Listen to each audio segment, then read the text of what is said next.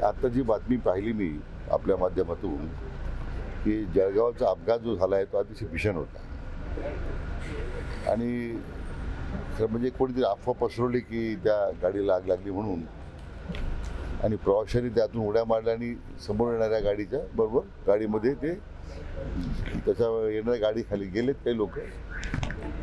दुःखद घटना आहे. खरं मी मृतांच्या नातेवाईकांच्या आम्ही सगळे दुःखात सहभागी आहोत. माननीय मुख्यमंत्र्यांनी सुद्धा आता शासनाच्या वतीने काही मदत जाहीर केली पण दुर्दैवी अपघात होता. साहेब, धनंजय मुंडे यांची राजीनाम्याची मागणी होते. अशाच सरकार धनंजय मुंडे यांचा राजीनामा घेत नाहीये, सरकारमध्येच त्यांना ठेवत आहे.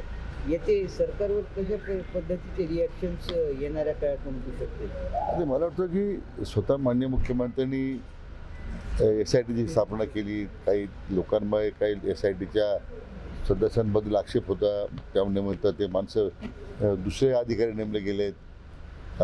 विधितज्ञ माननीय उज्ज्वल निकम साहेबांना नेमलं गेलेलं आहे. आता तो चौकशीचा भाग असतो.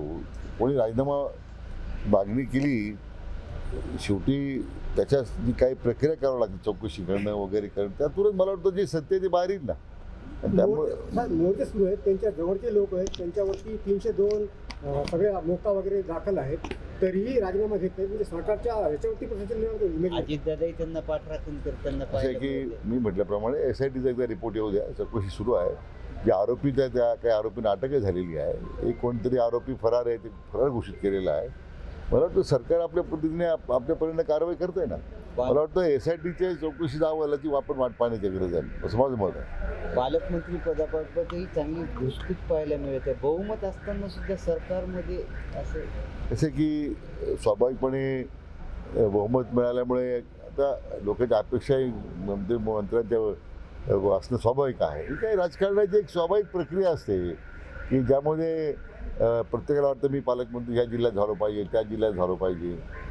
पण मला वाटतं तिन्ही नेते आमचे माननीय मुख्यमंत्री महोदय असतील, दोन्ही उपमुख्यमंत्री महोदय सक्षम आहेत, ते योग्य निर्णय करतील ना.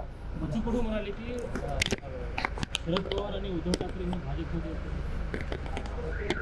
हा प्रश्न तुम्ही त्यांना विचारला पाहिजे ना बच्चू कडूंना केव्हा येणार आहेत ते.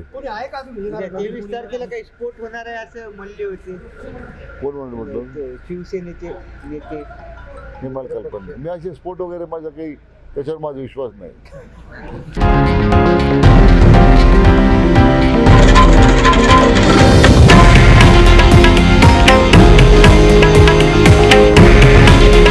हे आहे देशातील नंबर 1 न्यूज नेटवर्क आणि आपण पाहत आहात TV9 मराठी.